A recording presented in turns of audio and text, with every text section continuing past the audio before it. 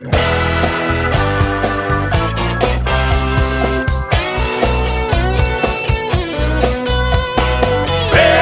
is coming, don't stand in the way. FAIRtax is coming across the USA. FAIRtax is coming, clean up this mess. We got to get rid of the IRS. Hey, hey! Hey, hey!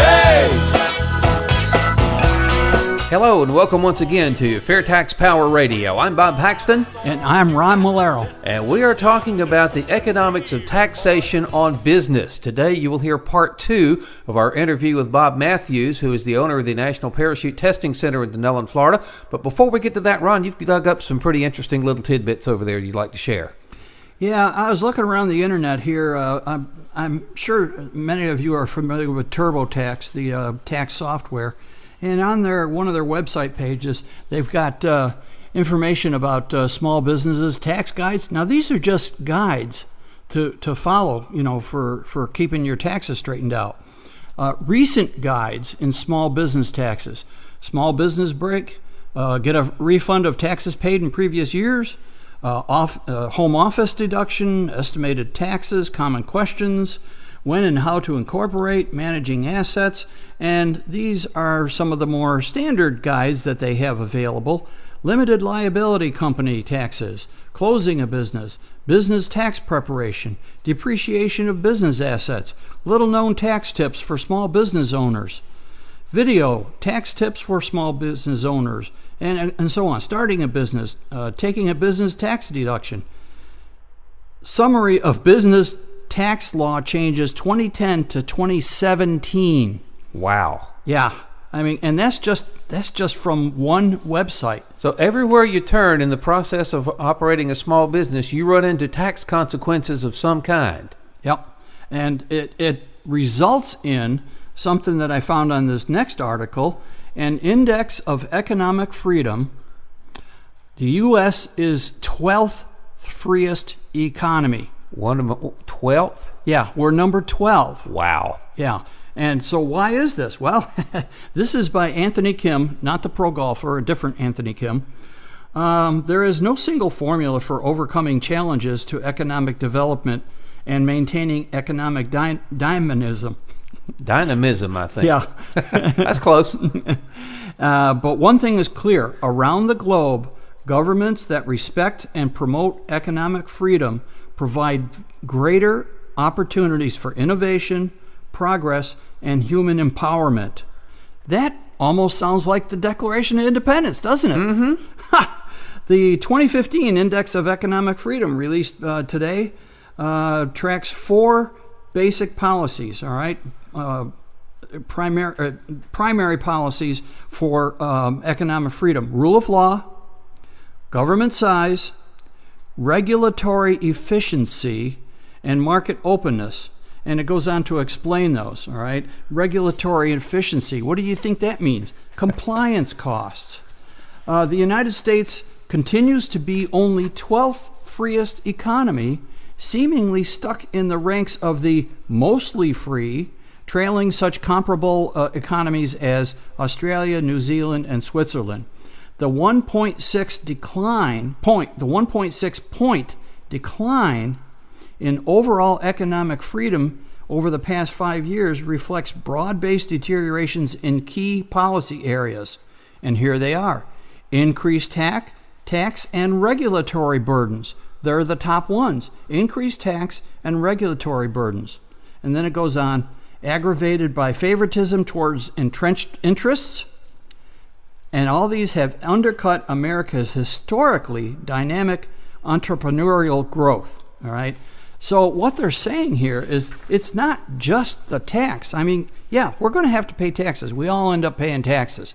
As even in business, those taxes are passed on to us, the consumer. But the one thing that we're grappling with, that businesses are grappling with, is the cost of complying with the tax code. And that compliance cost is just incredible. And there's no need for it. There is a better way. All right, so we point out these problems to point out that we need some serious change. Amen. So with that, we will go on to part 2 of our interview with Bob Mathews, where we talked about the problems last time. Today we're going to talk with him about the solution, and that, of course, is the fair tax. Okay, I say we've covered the problems with the current tax system. Let's start talking about the solution a bit. How long have you known about the fair tax, and what was your initial reaction to it? Oh, it's been a long time. I guess I go back... Well, it was hatched in the mid-'90s. Yeah, I think I probably got it sometime before I sold the airport up there, which was about, we sold it in 2004, so I was probably around 2000, 2001 when I first heard about it here. And your initial reaction was what? Well, I listened to Bortz, and I got his book, and I read it, and I thought, where has this been? I mean, is it really true that a simple percentage of sales tax can handle everything the IRS has with all its myriad tax functions, not just payroll taxes, but, inheritance tax and all the rest of the stuff that Capital the IRS... gains taxes, Yes. Alternative minimum tax, all that stuff. Yeah, so I was just astounded that someone had come up with an idea that was that simple, that clean, and that easy to do. And again, as an individual, I don't pay taxes, but my businesses do, and I wanted to straighten it out, and I think it's going to be great for the country. It'll do more for this economy than anything else Congress could possibly do. Amen. Now, it's not all that unusual when you see something that looks like a good idea at first, then you do a little more research, a little more study into it, and you find some of the warts underneath the surface. Then there are other times when you get a hold of something, and the deeper you dig, the better it looks, which is the case with a fair tax for you personally. Yes, I don't. The only difficulty with the fair tax is implementation and getting people to understand it. There's a huge power block that does not want to see this happen at all, and they put out a lot of misinformation. They talk about the 30% versus the 26. That's pure math. The 26 is there; it's embedded. I think that biggest problem with fair tax is getting people to understand it, and we work at it. I mean, that's I appreciate your radio show, and I think you're doing a great job there. I know that Ron has been running this area here in Marion County. We've talked to folks from the other counties. I do what I can when we can get a group together and talk to them about it. And very seldom I ever run into anybody that says, no, that won't. I won't say they won't say it won't work, because they don't think we can pass it. But I don't find anybody that says they don't like it. Oh, I agree. Now, the fair tax was designed by business people with the major design parameter was just simply come up with the best tax system you possibly could that would raise the same amount of money for the government that the income tax does. Grade their performance. Did they hit it out of the park? Well, it certainly looks like it. I mean, as I said, when I first read it, I couldn't believe that it would work that way. But having stuck with it now for 14 years, yes, it does make a difference, and it would be a tremendous improvement for this country. I mean, countries that are going to Mexico aren't going to Mexico because they don't like the water or the fact that labor's really cheap.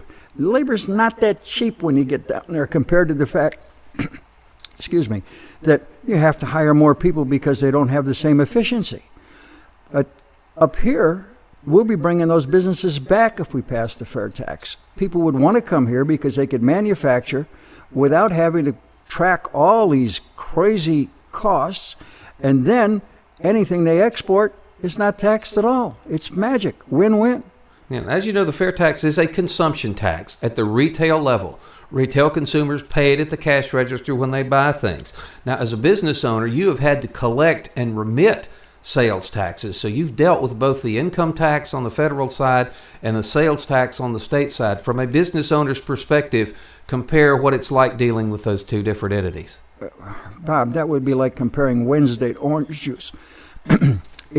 As I said, my wife asked me at the end of the quarter, what do we have in sales tax? I look it up and give her 3 numbers and we're done, and it doesn't take 15 minutes from the time she asks it until it's in an envelope and mailed to the state. Actually, we don't mail it anymore. All those numbers are in your computer system. You just have to call them up. Yes. Well, we look at sales in the state of Florida and gross sales. And, we don't have to worry about whether the cost of goods or transportation or any of that. We just look at gross sales. and gross sales in Florida and gross sales out of the state. And that's the same thing we would do here, only there would just be plain gross sales. I don't have a problem telling you what I sold at the end of the month. But when it goes to the IRS, I have to tell you what I sold at the end of the month and what it cost me to sell it at the end of the month. And that's where it becomes really burdensome. So if all you had to do was collect the fair tax the same way you collect the state sales tax, how much more time would that free up for you to devote to your business? Oh, I'd get an extra month a year. Wow. Yeah, That's at least. incredible. Now, if the fair tax were law tomorrow, how would it impact you? What difference would it make? Well, I'd probably take a little vacation and get out from underneath this pile of stolen identity with this $26,000 bill that I'm trying to sort out with the IRS. The biggest thing it would do is I could bring some people on board to work for me, because right now we try and use contract labor whenever we can. And I would see that sales are going to go up, my burden is going to go down, and I'd be happy to bring in some folks. And if that happened across the country, the economy would improve. And of course, much of the stuff that we do is government related, but we also do a lot of recreational. We teach some parachuting and we sell some recreational parachutes.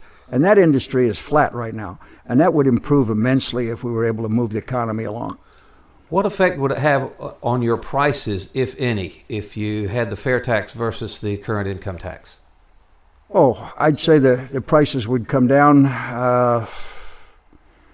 probably 15%, 10% across the board. Of course, a big market for me is overseas, and there'd be no 26% tax, so it would come down 26%. Wow.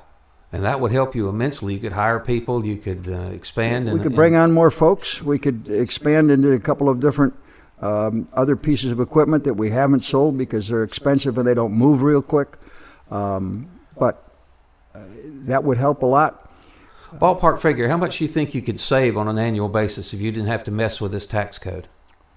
Well, NPTC would probably save $12,000 or $15,000, almost the rent on this hangar.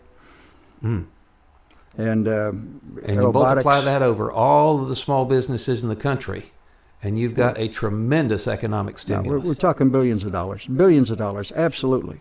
And it's twofold. It's not just that it's going to save me money, it's saving everybody money. Therefore, more people can get involved in commerce. Therefore, there'll be more sales. It's the old idea of cut the taxes and get more money, because when you cut the taxes, people spend more and you end up with more tax money. In this case, we're going to cut it a bunch, and we're going to find an awful lot of increased sales out there, a much better economy than we have right now. Okay, let's be fair and balanced here if we can. Is there anything that you know about the fair tax that would cause you a problem that you don't have today?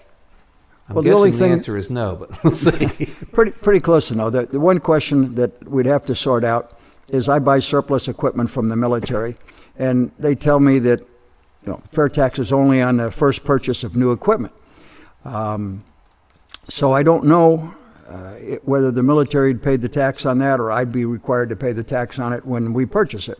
But that's a small problem, and it's isn't worth the time we spend discussing it. That would be easy to handle one way or the other. So you foresee there may be some bumps and wrinkles in the implementation, but once it gets going, it's just vastly superior. Absolutely. There's no question. It's a difference in driving through the mud or getting on a superhighway. I'll get in a Learjet and fly over it. Yes. There we go. Now, have you discussed the fair tax with other business owners? I imagine you have several friends and a professional acquaintances. What do they think of it? I've never found anybody in business that didn't love the fair tax. I have not found anybody at all, including, as I mentioned before, the accountants. Even my CPA, the local one that does it, she said, I'm much better off working with my accountants on how to manage their money than I would be trying to save the money with the IRS. That's a myth that a lot of people think, that accountants would be against this thing because it would put them out of business. No truth to that whatsoever. The only ones I see that would have a problem, and I think they would, are the small accountants like the H&R Blocks and stuff like that. But then again, we stopped making buggy whips and cabooses a long time ago. Yeah, I tell you what. There's let's see what's there. Every time we write a letter to the editor, that happens on occasions. People write letters to the editor in favor of the fair tax. You'll invariably get somebody coming back and saying, I am a tax attorney. I know more about the economics of taxation than you do, and the fair tax is a bad idea. Now, I have always thought that kind of talk coming from a tax attorney is along the same lines as a Chevy dealer telling you it's a bad idea to buy a Ford. Am I pretty well off? Pretty well on there? Yeah, I guess you're right. And I'm not too sure, that the tax attorney knows all that much about taxes. He knows how the regulation works, but I don't think he's looked at the big picture to see what that regulation is doing to commerce, what it's doing to industry, what it's doing to our economy.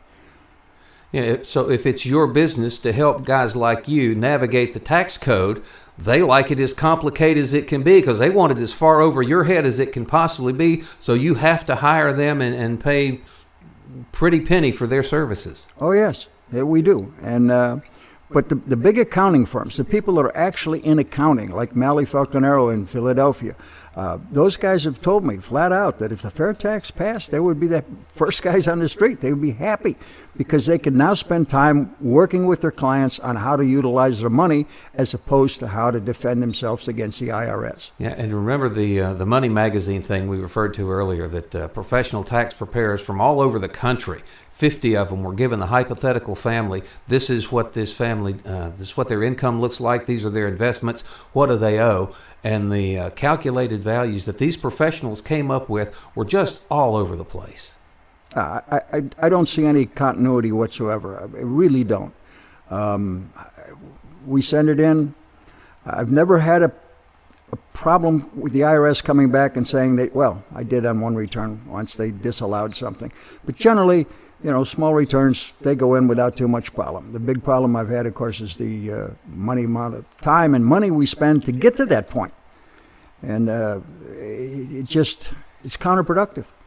What can your friends in small business and we, the people out in the electorate, what can we do? What's the most effective way to get the politicians' attention and get this into law? Well, first of all, you need to elect somebody who supports it. And we are quite blessed in this area because the 3 congressmen surrounding my area are all fair tax supporters.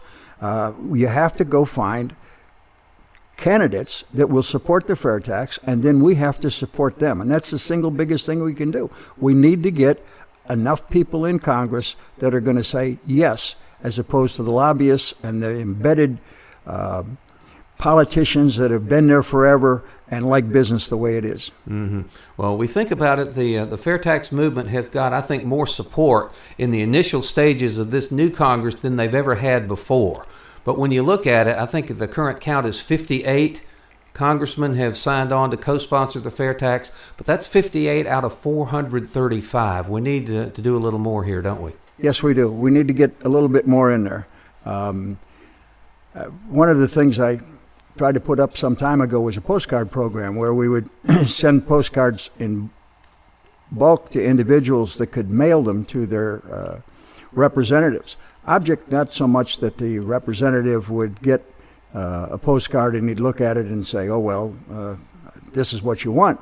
But the fact that if we could get 100 people in every congressional district to send those postcards every other week to Congress, you would end up with about 15,000 pounds of mail coming through the front door. May take them a while to get it through all the security up there, but it would eventually reach them. Postcards go through pretty quick because they're not full. Okay. Yeah, see, so that's why we use postcards. But there's other ways. I mean, get on the phone, talk to your congressman, talk to the people around you, and get them to support fair tax people.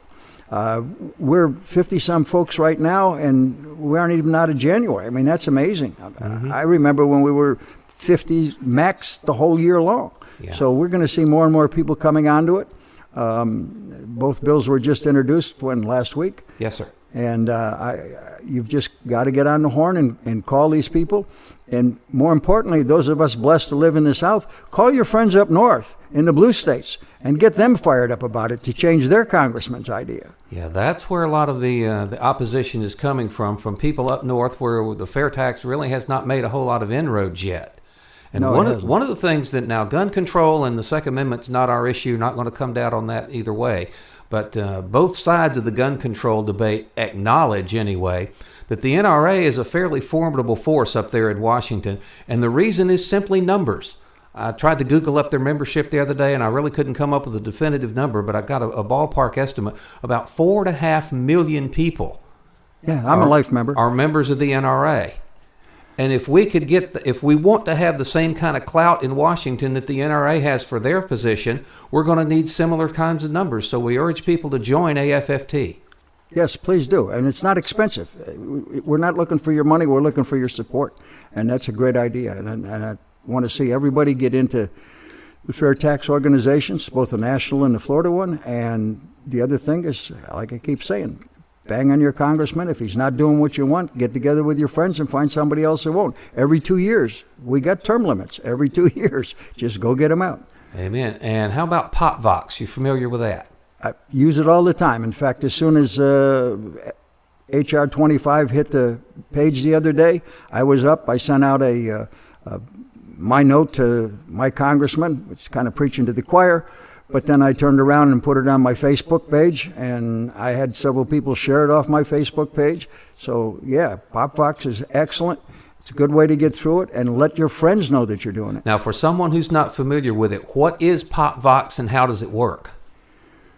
Well, it's a computer program that tracks all the legislation that's in Congress, both the Senate and the House, and you sign up. They don't give your name to anybody, your email to anybody.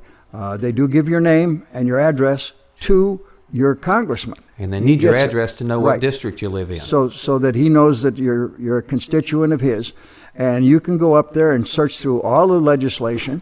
And once you start sounding off on a particular piece of legislation, PopVox will track that and will alert you when similar pieces of legislation come up. You can be for it or against it. You can see how many other people are for it or against it. You can see the density across the country. They actually show you where it's happening and who's in it, who in your district, how many people have signed on. And you can very easily just turn around and put that on Facebook and send it out to all your friends so they can jump back on it. And we can make it move really quick. And it works. We've heard from the representatives that, yes, they do track what PopVox is sending in. Yeah, that was my next question. How close attention do the people who really count pay to social media and to especially to PopVox? Well, I know our representatives do. I think it has a little bit to do with the philosophy of the representatives. But again, we're blessed down here by having some really good conservative individuals who believe in the fair tax and believe in representing their constituency. And I'm very happy for that. I think we need to figure out how to get the people up north a little bit more organized. Well, I think you probably need to appeal to you mentioned a minute ago that most fair taxes support now is coming from the conservative side of the political spectrum. But there are a lot of things in the fair tax that would appeal to the other side as well. Of course, fairness is one of their big things. And people they always hear nobody pays their fair share. But under the fair tax, it's mathematically impossible not to. Well, it's perfectly fair. And the thing I would say to my progressive friends is one of the problems we have in Congress is you want to get money for more social programs, and the conservatives want to get money for more battleships, for example.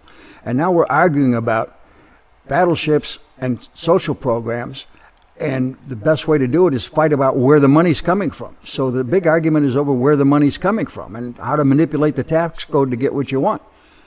If we had the fair tax, there would be no question about where the money's coming from. Now we can simply take the battleships and the social programs on their own merits without having to get excited about where the money's coming from. But the fair tax itself would not favor battleships or social programs. It is simply a revenue bill. It just simply raises the same amount of money that we've got now. The fight over how to spend it is another day, another fight for another day. Absolutely. But today, because of the tax code, the money's in there. If we didn't have it, if we had fair tax, then you wouldn't have to argue about where the money's coming from. You could simply debate the issues on their merits, and then that would make the most sense. All right. Well, we certainly appreciate your time today. Anything else you'd like to say before we leave? Well, nothing more than what we've really said, and that's please get a hold of your representatives, talk to your friends, get this out, join up FAIRtax nationally and the Florida FAIRtax, and we'll see you at the ballot box. Okay, Bob Mathews from Dunellen, Florida, thank you so much for your time today.